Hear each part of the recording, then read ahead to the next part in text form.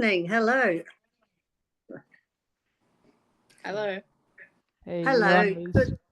Good evening. It's Lizzie Wood and Sarah Wood and Kate Gill here, and we're just going to have a little chat about FND and how it's been an uninvited guest into most people's lives, but we just want to have a little chat about how Kate and Sarah are living well with FND. So I just a little bit of an introduction. Sarah was diagnosed, I can't recall, Sarah, was it 2018 or 2000? That was the first diagnosis that delivered terribly. Okay, all right. And that was about 2018, It was 19? 2018. Okay. So Sarah, as I said, is my daughter. I'm a registered nurse of many years. Sarah's now an occupational therapist, and as most people watching will know, Kate is also an occupational therapist. So Sarah, when she was diagnosed, was, as with most people, were given maybe a link to a website. That would be the only resource that was available to them. And neurosystems.org. That's right, yes. Professor on a post-it note, I remember very clearly. Okay. Absolute most common intervention is a website on a post-it note. Yes, so yeah. And then after that, Sarah, I think did you start Googling and you found Kate? Oh, the timeline just becomes one big blur. I think I found Kate once I had my third opinion, or third opinion, we'll say. That sounds really odd. With my neurologist, who said I had FND, and then that's when I started to try and find what was out there around Australia. So yeah, thank goodness for Kate, because literally I'm just going to take this opportunity publicly to thank you as Sarah's mum, and to say that you've been a lifeline to us, and I know you have been to many other people. You also assisted Sarah with her NDIS application, which was a long and drawn out process, but we got there. You got there. In the end. Yep. And thank you for your guidance around the application process and what key points to highlight. I think that has been really, really beneficial for myself in my own career, working a lot of the time having to do functional reports for clients. So thank you very much for the advice that you gave me. Yeah, that's okay. And you've got it from both sides, because you're now an OT, which you weren't at the time that I met you. You're still studying. But you are now an OT, and then you're also the recipient of those services at the time you're going through. Yeah. Yep. Yeah. So never say never, people. Yeah, there's anything's possible. And I just wanted to mention that in 2021, on FND Awareness Day, yourself, Kate, and Sarah actually did an interview with ABC Newcastle to raise awareness. Yeah. Yep. Sarah organised that. Well, yes, through the university. It would have been nice to do a progress one to, see how far we've both kind of progressed in our lives, and, what sort of message we want to get across moving forward. Well, you're now an OT, which back then you were still studying, and it was a hard slog trying to get through uni with FND. Yep.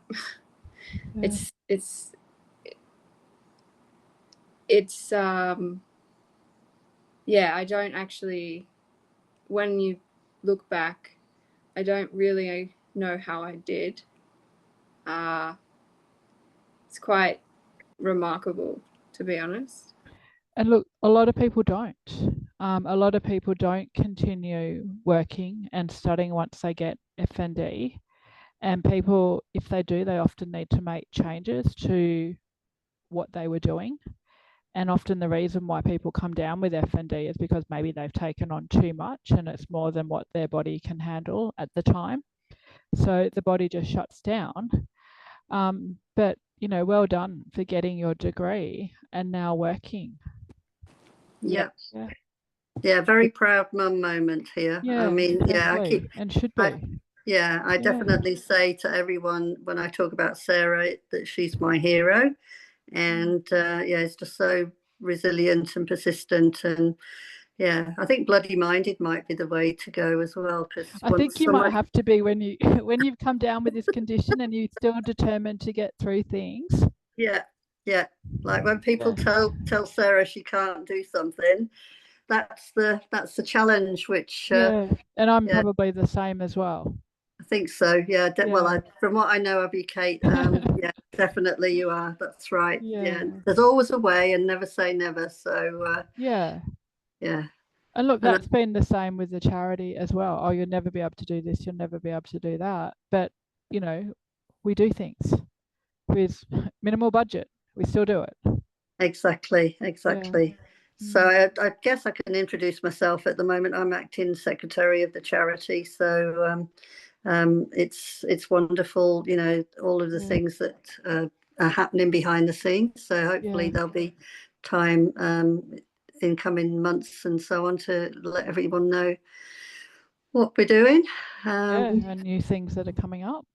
Exactly. So just going back to that interview back in 2021, I can't believe it's 4 years ago.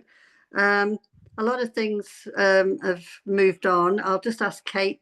I know that you're constantly in tune with all the research that's going on worldwide, and you've got some really amazing interviews and resources for this awareness week. Awareness Day, yeah. So what would you say if you were to sort of put one thing out there that's been a major sort of positive in FND, in the FND world? What would be the thing that springs to mind first? There's a lot of things. Like, we are making progress, like, without a doubt. I mean, we needed to. And the community, the people interested in FND has grown. Like, it's sort of like the more we do, the more need there is. And I'm constantly being contacted by people wanting to know more, wanting to be upskilled in this area. We've now got, you know, the International FND Society, and you went to the conference last year, and so did you, Sarah. Yes, yeah. And you presented, Kate. So yeah, that was amazing. And yeah. So we are, I mean, and that's growing. There was, you know, with that conference, there were lots of professionals around the world online as well as attending. And the interest out there is definitely growing. There's still obviously issues around funding, and there's just not the investment in early intervention that we need. So obviously funding is a major area in terms of, you know, let's help people get well. Let's do research in this condition. But it's definitely, you know, progressed. It's come a long way in, you know, it's less than 10 years since I actually found out what my diagnosis was. Less than 10 years since the charity's been running. And, you know, even Sarah, you were talking about, I think 2018 when you came down with it, like, there really wasn't a lot out there. You know, I really sort of started the charity and what we were doing around 2019. But we, you know, registered the charity in 2017, and I went across to Edinburgh for the first international FND Society conference, and that was big at the time. That was the end of 2017, and while I was there, you know, people were telling me, "Oh, you're from Australia. Australia's a black hole for FND," and that was why, you know, I came back, and I'm like, okay, well, we need to do something about the black hole, because it is a black hole. And now I get contacted from people around the world going, oh, Australia is just so far advanced. You know, my neurologist has told me to come to you And I'm like, hey, I can't keep up with the Australian demand. I can't deal with Canada and Hong Kong and America and New Zealand and all the inquiries that I get. So actually now we're sort of seen as, people are coming to us from around the world, whereas previously we were going, to other countries.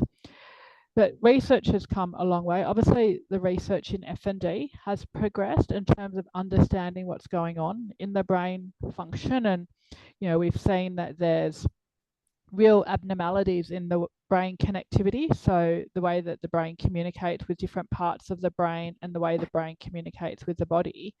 So we've really progressed in terms of the understanding of FND.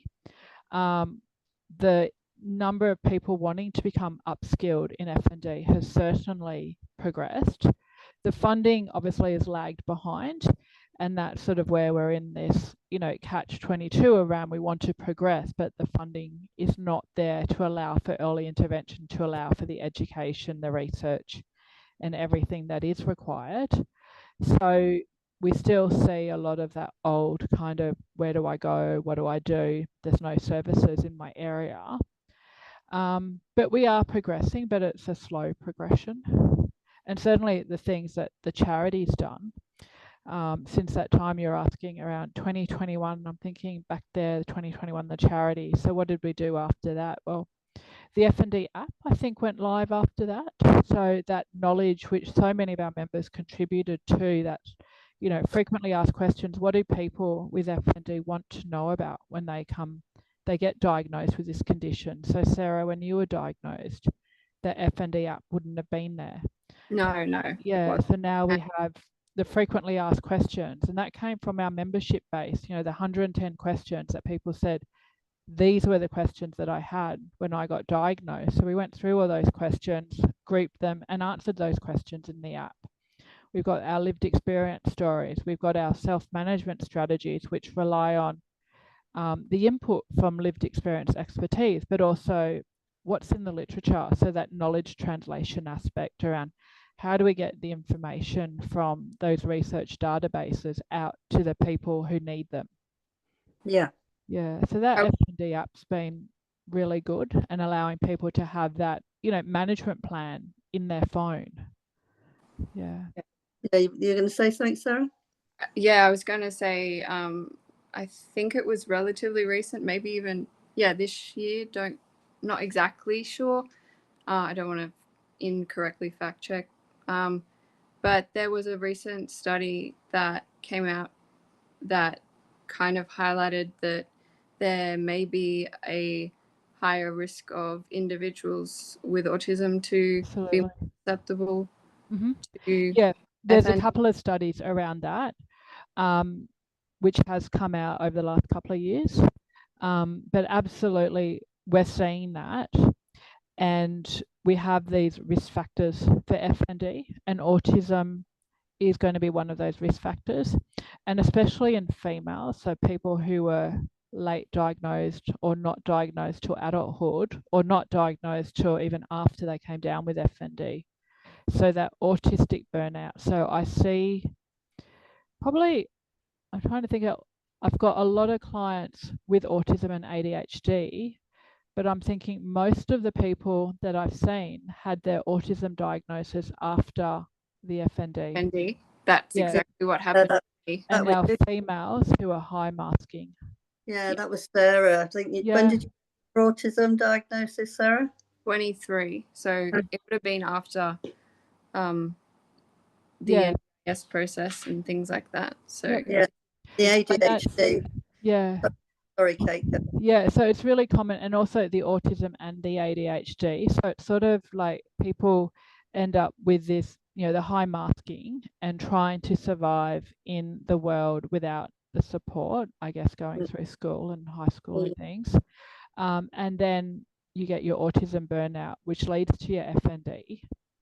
And that's sometime later people getting diagnosed with the autism, the ADHD, by which stage they've already developed FND.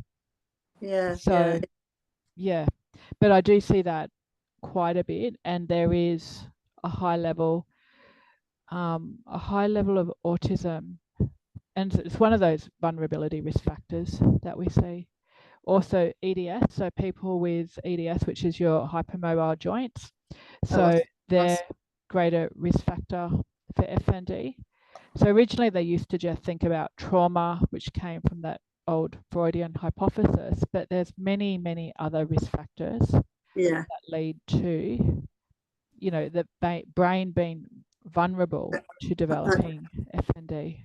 Almost like an overload, isn't it? It absolutely is. Yeah, it's basically like a computer that it's got all the tabs open at the same time. And then it just freezes. And then I can't do anymore. It just sort of and you know, we can turn off our computer and reboot it, and most of the time it reboots and works. But once you've developed FND, we can't always reboot that computer because we turn it back on and we still have symptoms. Yeah. But there's lots of, as we say, there's lots of new therapies and trials and things to see, you know. So there's lots of knowledge is power, isn't it? So it absolutely is.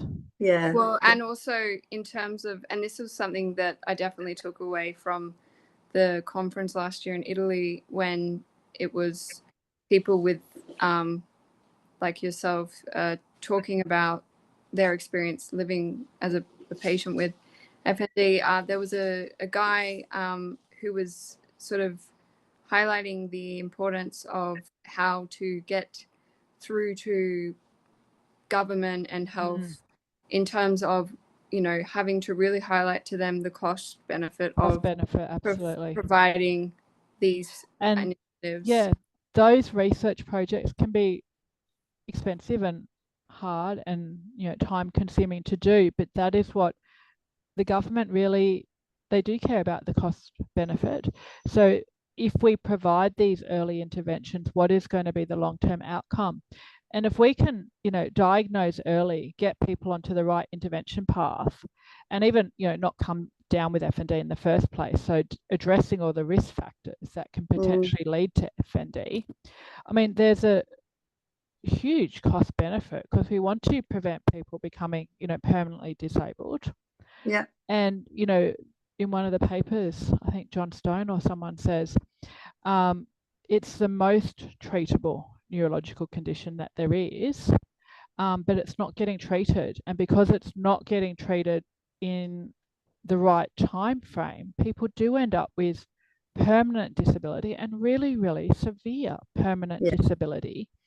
And we should want to invest in those early intervention pathways to prevent that happening, and so that people can have a quality of life and they can, you know, work like Sarah is. You know, you might need to modify what you do, but you can have a quality of life, a meaningful life, not be dependent on mobility aids and support. But too often people don't get the right supports until they are very, very severely permanently disabled and needing your high level disability supports. Yeah, that's right. And there is a general, I'll just butt in there and remind everyone watching, there is a general election coming up. So I did put a template that's is it accessible on the resource? It's on our it's in our files on our patient support group. So we've got 4,600 members in that support group. If everyone went into that and shared their story and wrote to their federal minister and their state minister for health, we need to get the stories out. The voices need to be heard, and the more persistent we are and the louder we get that message out, the more likely we are. As a health professional myself, I'm not working within health now, but working with patients with chronic and complex health issues. One case study of someone who is treated early and has a good outcome, and the amount of money that it would show that it saved the health budget would actually be so powerful. Taking the pressure off the hospitals and as the well. Emergency rooms. Yeah. You know, and when you don't know, like my diagnosis was withheld from me. So when people have FND flares, you know, am I having a stroke? am I having a heart attack? Am I dying? Yeah. Once you know what the condition is, when you have a label, when you understand it, go, okay, I'm having a flare. I just need to go. Maybe when I wake up tomorrow, I might be better. But if you think you're having a stroke or you're having a heart attack or something is seriously wrong, you've got to go to the hospital.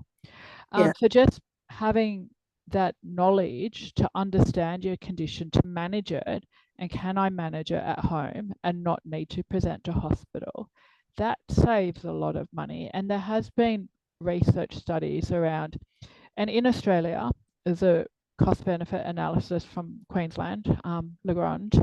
He did this study, and if we give a good explanation of the diagnosis, people understand the diagnosis, they accept the diagnosis, it does have a cost benefit because people, they don't need to freak out every time they have a symptom, because they're like, I've had this symptom before, I know what it is, I know how to handle it, I'm not about to die.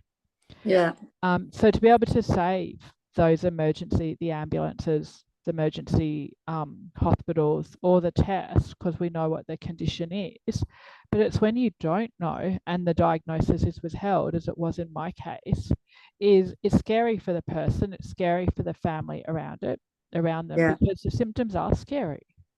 I think with Sarah, well, I noticed, as your mum, your symptoms drastically reduced, didn't they, once you had that knowledge? The severity of the symptoms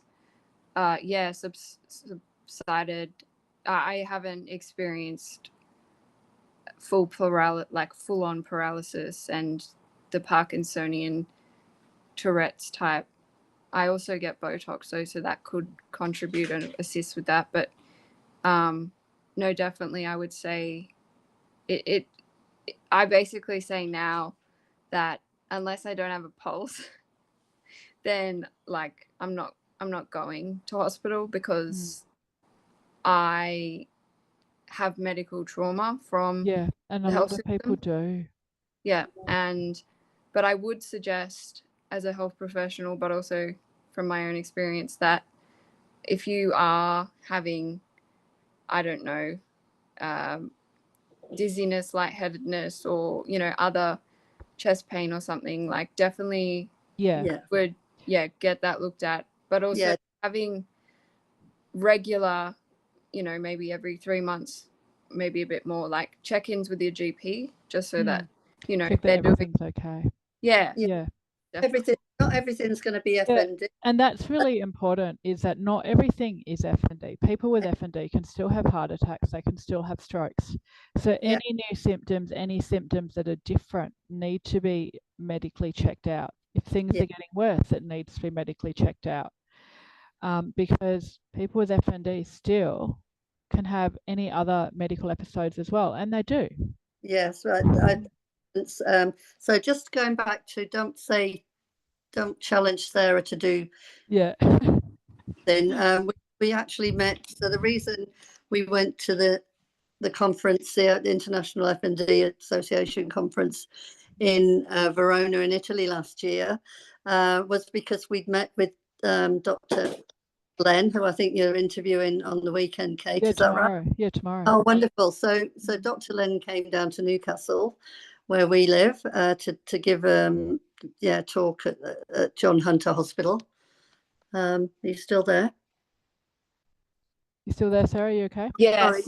Sorry. I'm moving out of the room because the that's okay. All good. I didn't want to be talking to myself. It has happened before.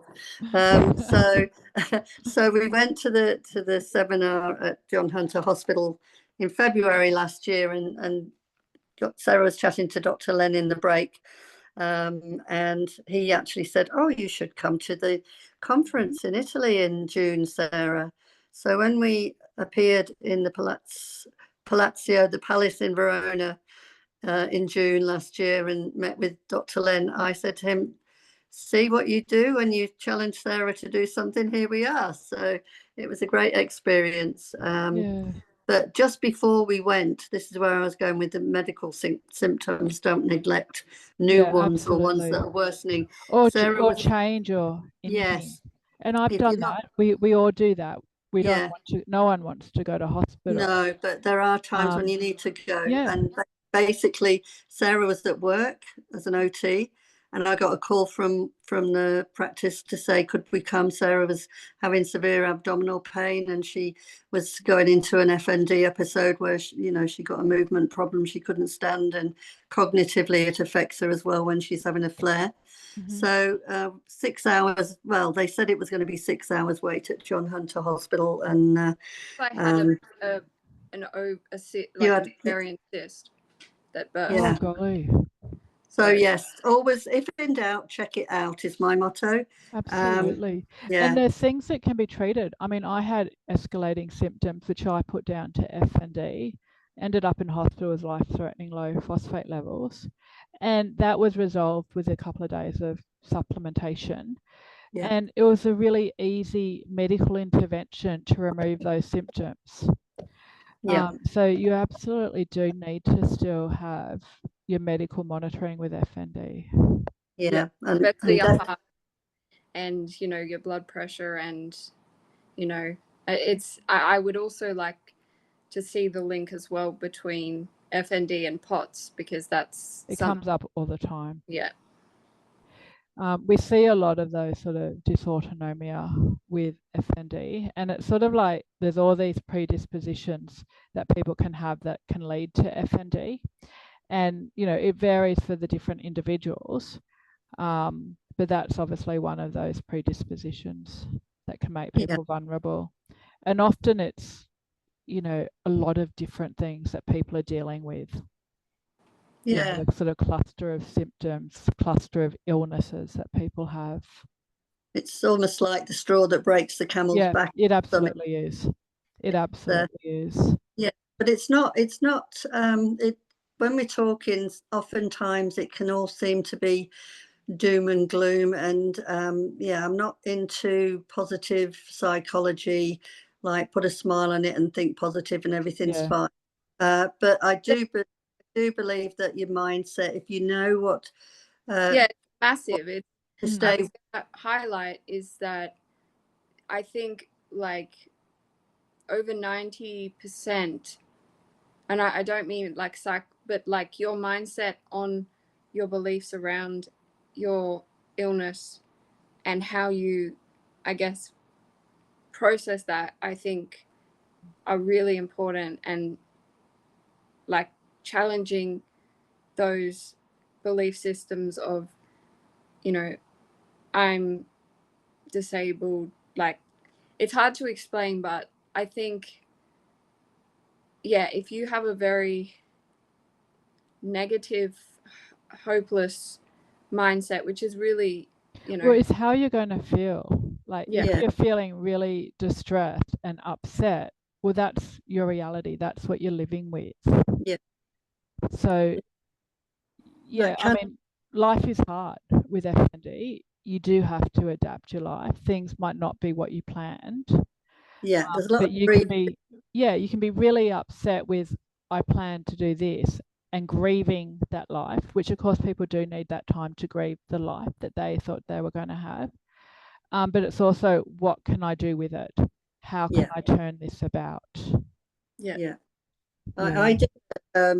So my background's nursing, and I've got a graduate certificate in chronic condition management, and as part of my uni assignments, I did a piece about it was asking us to think about the accommodations that people with chronic illness and conditions need to make in their lives to live with the chronic illness or the condition. So I actually use the title "Living with the Uninvited Guest." So it's an uninvited guest. We didn't ask, didn't ask for it, didn't want it, but you got to live with it. Yeah, you're still you. Your identity is not your chronic condition.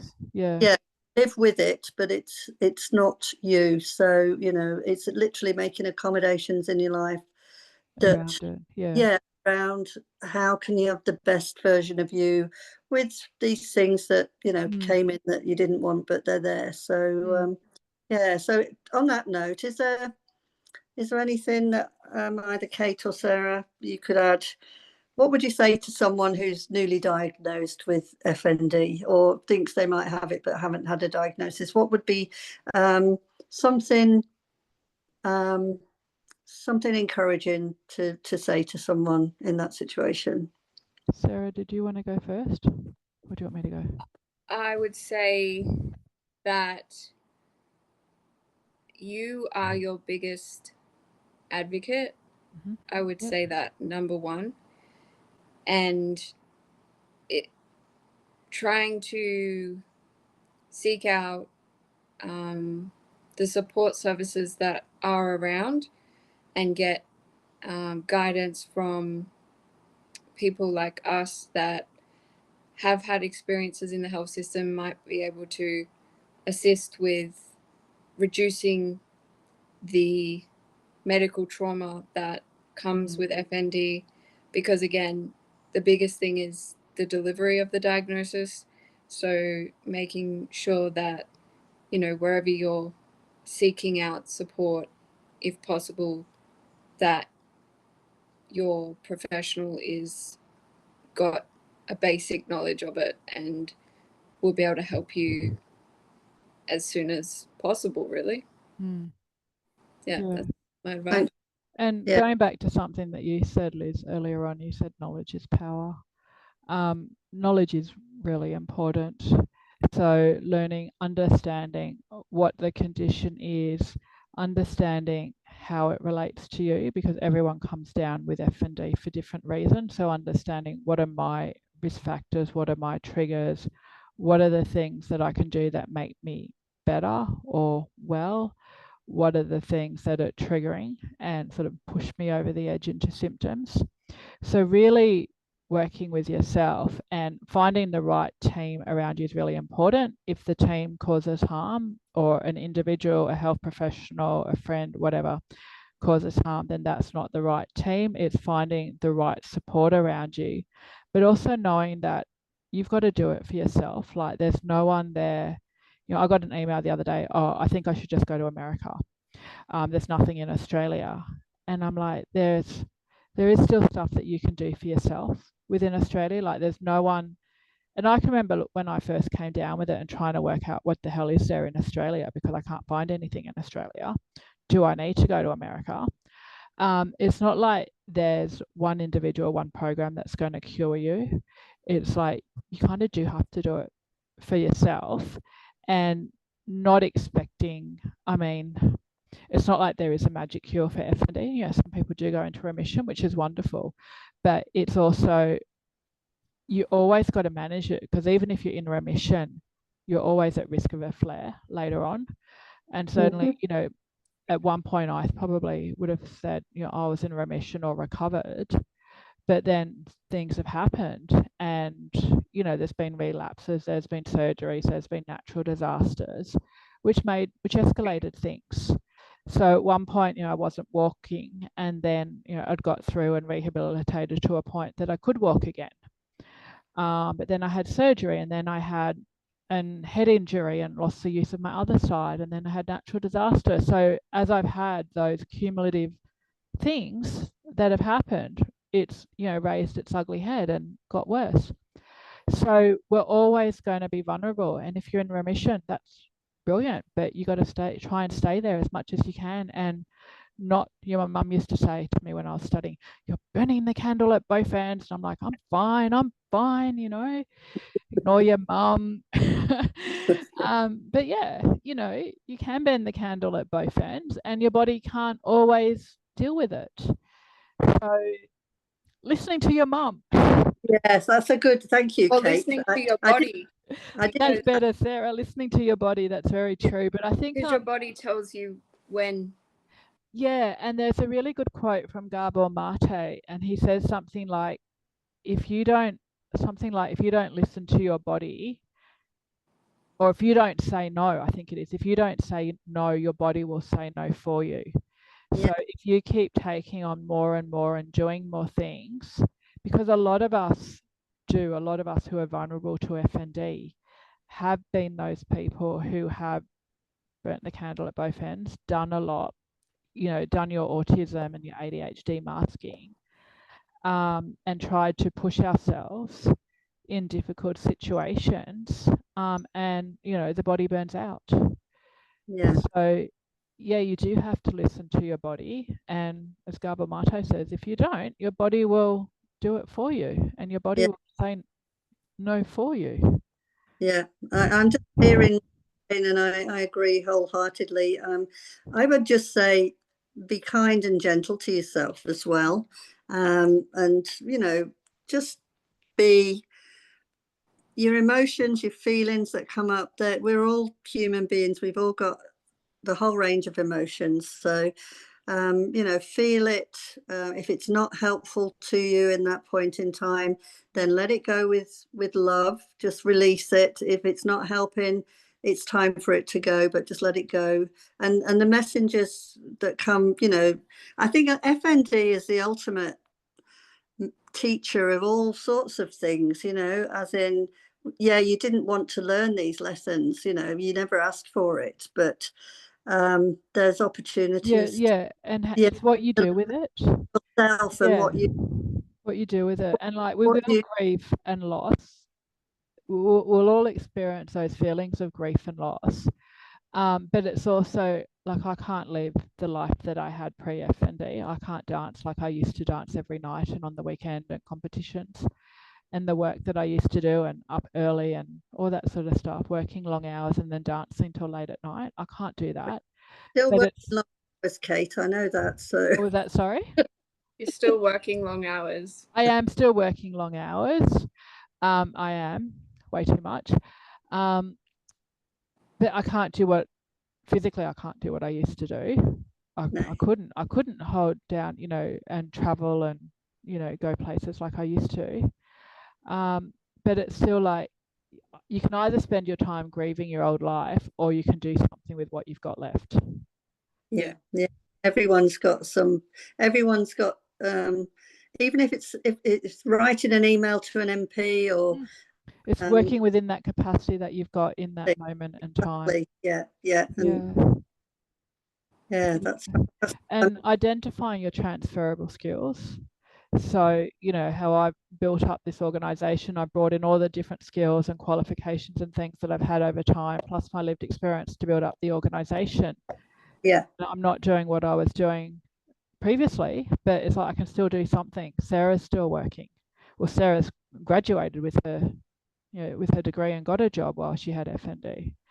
So there is still, it's working within your capacity, and what are those skills and resources and knowledges that you can draw on that you can use to have a meaningful life, to do things that you enjoy. That's very life's difficult, full stop, isn't it? And you've got more challenges with this condition, but it's learn to know yourself and what brings you joy and what keeps you well, and do that consistently. And yes, our voices are powerful. So if you're having a bad day and your voice is the only thing that's really working, then you can always use that. So and if your voice is not working and your fingers are working, you can type. That's true. I forget. And the thing is, one size doesn't fit all. Or draw. It just depends on where you are in that moment in time. FND does different things to different people. So I've always said this to my kids when they're growing up: never compare yourself to someone else, because everyone's had a different life. You're meant to be someone else. You're only meant to be yourself. So your journey is your journey. Get to know yourself. Get to listen to the messages that your body's giving you, and be kind and gentle. And you certainly need a hell of a lot of patience, which, all these virtues that come because there's no other choice.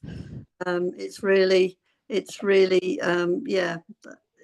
been a different journey to the one we were expecting, but there's still lots of fun and laughter along the way. So thank you. Note, thank you. Yes, My body telling me I need to stand up. Okay. Listening to your body. Yeah. Sarah needs a break. Yeah. Just sent me a text. Can I say what the text said, Sarah? She said, I've got a numb bum, Mum. So I need to wrap up. Yeah. yeah. So She on this needs to listen to her body. day, And on that note, for Yeah. FND Awareness Day, listen to your body and what your body is telling you. yes. And Oh, yeah, and lots of love to everybody out there. And again, wrap up with a huge thank you, Kate, for everything that you've done, that you're doing, that you'll continue to do. And yeah, we're very grateful for you. And yeah, let's go out and Raise awareness.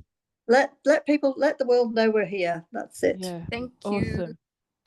Thanks, Liz. Thanks, Sarah. That's No, all right. thanks for this chat. I've enjoyed it very much. So hope there's something that there's some snippets of wisdom that can be taken and used by the lovely community that we've here. Yeah. Yeah. Excellent. Thank you. Okay. Well, on that note, I'll say